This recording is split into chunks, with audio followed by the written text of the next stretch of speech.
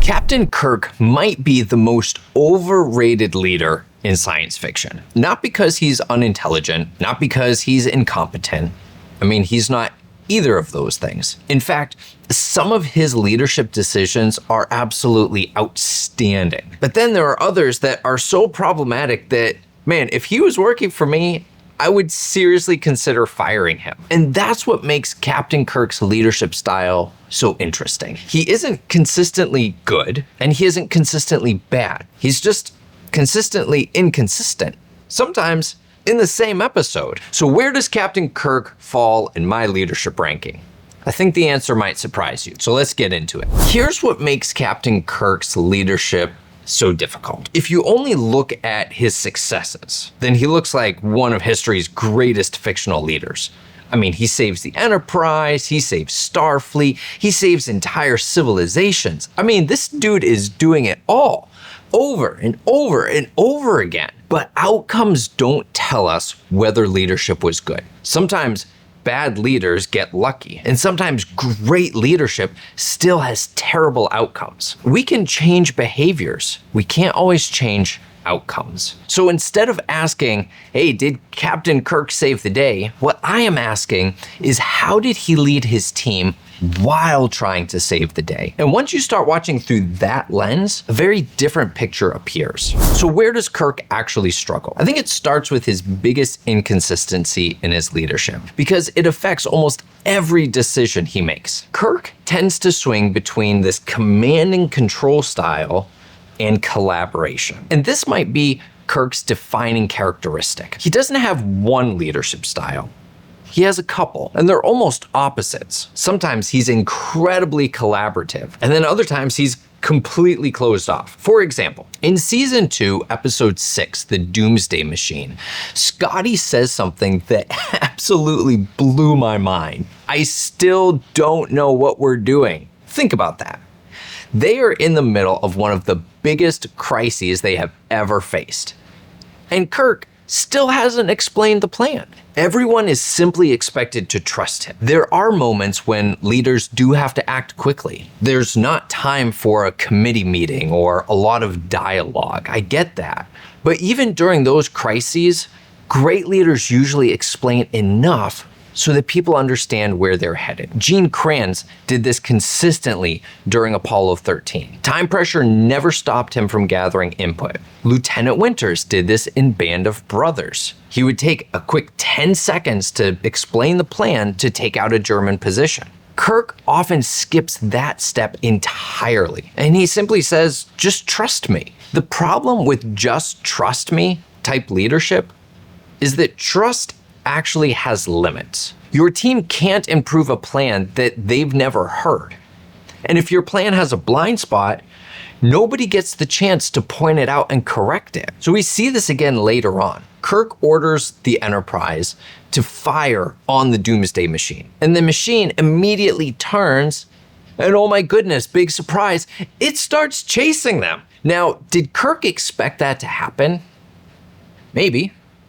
Maybe not. The problem is, we don't know, because nobody had the chance to ask.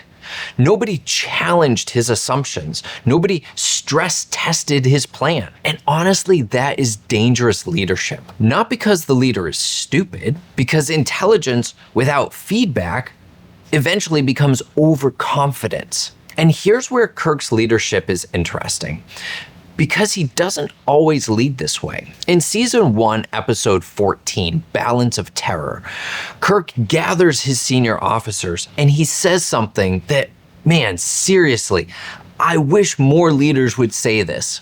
I called this meeting for opinions. That one sentence changes everything. Notice what he's communicating here. He's saying, I don't need your agreement. I need your ideas. And psychological safety begins with invitations like that. When leaders invite opinions, they're communicating that disagreement, it's not disrespect, but the disagreement is actually part of the process. And Kirk genuinely listens. His officers raise possibilities that he hadn't considered. Even at one point, they suggest the possibility that Romulan spies might be aboard the Enterprise. And Kirk doesn't dismiss that. He adjusts his plan. He adjusts his thinking. And that is excellent leadership. And then in season 2, episode 18, the immunity syndrome, we see this same pattern. There's this unknown phenomenon that's sucking energy from the Enterprise. There's very little information about what it is, where it's coming from. And Kirk repeatedly turns to his experts.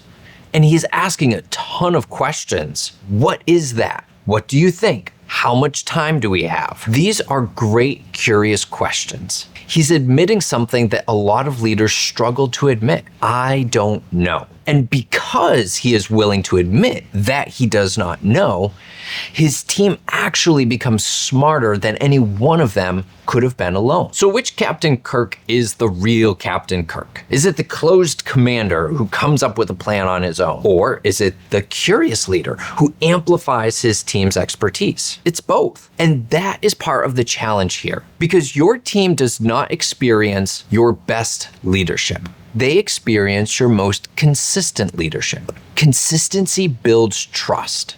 Inconsistency creates uncertainty. Leadership is not defined by your best day. It is defined by the leader your team can count on every day. And if that is inconsistent, it doesn't just affect decision making. It affects something even more personal. Because the next thing that Kirk struggles with isn't strategy, it's people. One of the biggest surprises while looking at Captain Kirk was how inconsistent he is emotionally. Sometimes he's incredibly compassionate, and then other times he totally misses what's happening right in front of him. For example, in season 1, episode 14, Balance of Terror, early on in the episode, we learned that Lieutenant Styles' family was killed during the Romulan War. I mean, that's huge.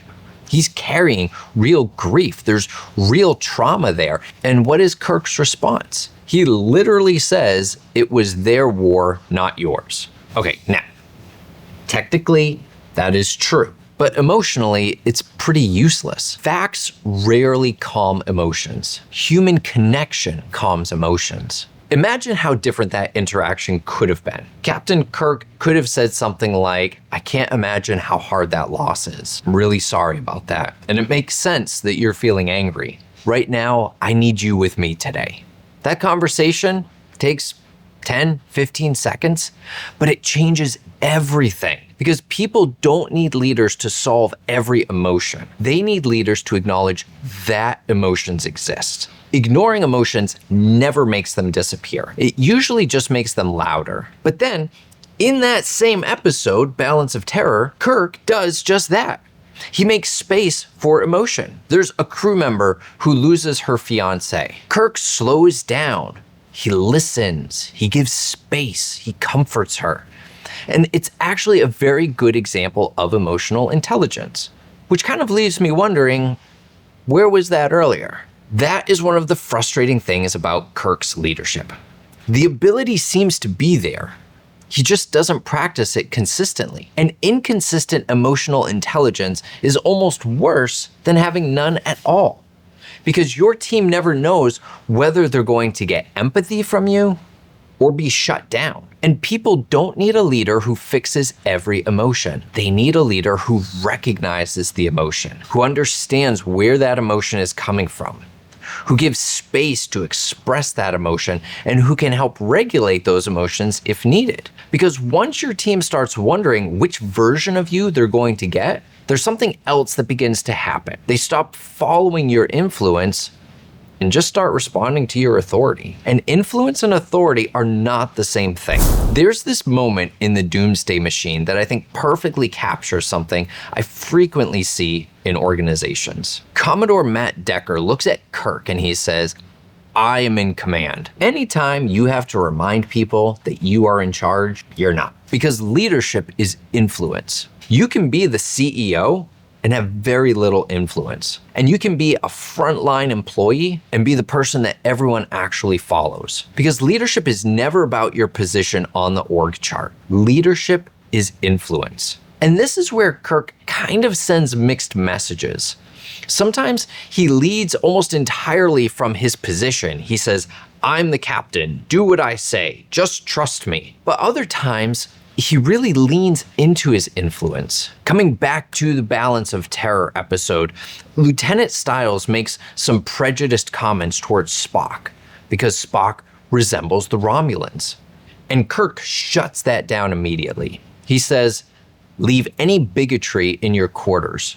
There's no room for it on the bridge." And I really love that moment because Kirk isn't protecting Spock simply because he's the captain. He's protecting the standard, and he's telling the crew, hey, this is who we are. Great leaders don't simply exercise authority. They create an environment. They make it obvious what behaviors belong and which ones don't. And when Kirk does that, people follow him because they respect him, not because they're afraid of him. And that is influence. But again, he doesn't do that consistently. Sometimes he earns trust, and sometimes he simply acts without his team and just expects them to follow. And your team can feel the difference almost immediately. Authority comes from your title. Influence has to be earned. But there's another trait that separates healthy leaders from unhealthy ones. It's what happens when everything goes wrong, because every leader is going to make mistakes. The question is, what do you do next? One of my favorite scenes with Captain Kirk comes near the end of Balance of Terror. Kirk records what could be his final captain's log. The mission may fail, Enterprise might be destroyed, his crew may die, and listen to the language he uses. On my responsibility, we are proceeding into the neutral zone. He says, it is my responsibility, not, the crew made mistakes, not, Starfleet gave me bad information. Not, oh man, I had no choice. My responsibility. That is excellent leadership. Some of the healthiest leaders I've worked with all have this in common. When something goes well, they celebrate the team. And when something goes poorly, their first question isn't, hey, who screwed up over here? It's things like, what did we miss here? What could we have done differently? What do I need to change? Now, compare that with some of Kirk's weaker moments. In season 2, episode 6, The Doomsday Machine, he refers to Commodore Decker as the lunatic who almost destroyed my ship. Okay, I get it. It's cinematically entertaining, but it's not good leadership. Name calling never solves problems. The irony is that Kirk understands ownership, and we see it repeatedly. He just doesn't apply it consistently. And that's an important distinction. A lot of leaders don't lack knowledge. They lack consistency. They know what healthy leadership looks like. They just don't practice it under pressure. That consistency under pressure is much harder because pressure doesn't create character. Pressure just reveals what character is already there. Anyone can own success, but great leaders own failure first. And that brings us to what I think is Kirk's greatest strength. Ironically, it's also one of the reasons his inconsistency becomes so frustrating. Because when Kirk gets this right, man, he is so good. And when he gets it wrong, I seriously want to pull my hair out. Great leaders trust experts. If I had to summarize Kirk's greatest strength, it would probably be his trust in his experts. Again, he doesn't do this consistently, but when he does, it's really good. When he doesn't understand something, he usually knows who to ask. During season 2, episode 18, The Immunity Syndrome, every few minutes, he's asking questions. What is this? What do you think? How long do we have? How do we survive? There's this pattern. He's constantly pulling expertise into the conversation. The strongest leaders ask the most questions because they understand something important. Their job as a leader is not to know everything. Their job is to make the best possible decision. And the best possible decisions almost always come from multiple perspectives, not one brilliant mind. Captain Kirk understands that until he doesn't. Because we return to one of my biggest frustrations with his leadership. Several times throughout the series, Kirk suddenly announces, I have a plan! The crew asks, what's the plan? And Kirk basically says, you'll find out! Okay, I get why TV shows and movies do this, right? It creates suspense. The audience doesn't know what's coming. But neither does the crew. And guess what? You're not in a movie. Your team can't improve your secret plan. They can't identify risks. They can't spot blind spots. They can't prepare. They are just simply expected to execute. Now, compare this with Gene Kranz in Apollo 13. He constantly shares the problem. He invites input. He tests assumptions, challenges ideas, and because everyone understands the plan, everyone helps make it better. That is collaborative leadership. Kirk sometimes gets there, but too often he just falls back onto this, hey, just trust me mindset. And while that may work in a TV show, it's a pretty risky way to lead real people, because the smartest leader in the room is usually the one asking the most questions. So, after watching these episodes, where do I rank Captain Kirk? Is he one of science fiction's greatest leaders, or is he simply a charismatic captain who got away with some really unhealthy leadership habits? Here's where I land. I'd probably have him on my team and recommend some good coaching for him. He's not a bad leader, and he's not a great one, but I think he might be teachable. He has some good instincts around curiosity, he values expertise, he takes ownership, he protects his people. Those are real strengths. But he's also really inconsistent. Sometimes he collaborates, sometimes he controls. Sometimes he shows tremendous emotional awareness, sometimes he just completely misses the emotional moment. Sometimes he trusts his team, and sometimes he shuts them out. And here's what I find interesting about Captain Kirk. Most of us are not a Gene Kranz. Most of us are not a Dyatlov. We're somewhere in the middle. We're capable of great leadership and frustrating leadership, sometimes in the very same day. Kirk reminds us that leadership isn't about being perfect. It's about becoming more consistent, because your team does not experience your best leadership. They experience your most consistent leadership. And so the question isn't, what kind of a leader do you want to be? A better question is, which version of you shows up most often? Because that's the leader your team is actually following. Coming up next, we are leaving the original Enterprise behind and stepping aboard the flagship of a new generation. And we'll find out whether Captain Jean-Luc Picard deserves his reputation as one of the greatest leaders in science fiction. And if there's a TV or movie character that you would like me to analyze, let me know down in the comments. Until next time, take care.